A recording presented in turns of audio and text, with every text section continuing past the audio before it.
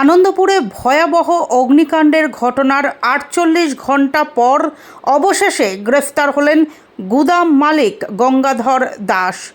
এই মর্মান্তিক দুর্ঘটনায় মৃত্যুর সংখ্যা আরও বৃদ্ধি পেয়েছে বলে প্রশাসনিক সূত্রে জানা গিয়েছে। পুলিশ সূত্রে খবর, তদন্তে নেমে নরেন্দ্রপুর থানার পুলিশের একটি দল পূর্ব মেদিনীপুরে হানা দেয়। সেইখানেই নিজ বাড়ি থেকে অভিযুক্ত গঙ্গাধর দাসকে আটক করা হয়। বাড়ি থেকে বেরোনোর সময় পুলিশ তাকে হেফাজতে নেয়। পরে আনুষ্ঠানিকভাবে গ্রেফতারের কথা জানানো হয় পুলিশের তরফে।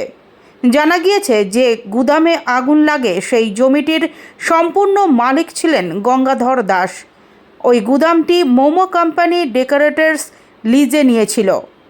যদিও গুদাম মালিক এই ভয়াবহ দুর্ঘটনার দায় মোমো সংস্থার ওপরই চাপিয়েছেন। অগ্নিকাণ্ডের ঘটনার পর থেকেই গা ঢাকা দিয়েছিলেন গঙ্গাধর। পুলিশ জানিয়েছে, বুধবার অর্থাৎ আজ সকাল 10টা নাগাদ অভিযুক্তকে বারুইপুর আদালতে তোলা হতে পারে। ঘটনার তদন্ত চলছে এবং অগ্নিকাণ্ডের প্রকৃত কারণ খতিয়ে দেখছে পুলিশ।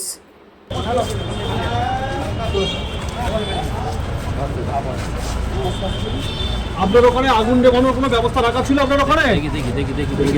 দেখি সাইড দিন। আপনার বিরুদ্ধে তো জমি ভরাট করার অভিযোগ ছিল।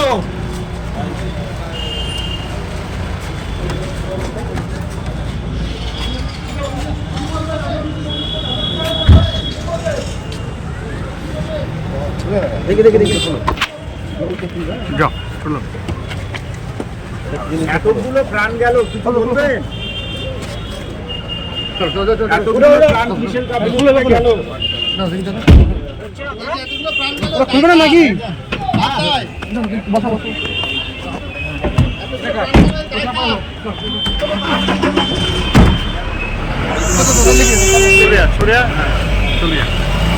চলে যেতে ঠিক আছে। আমার না দাঁড়াও।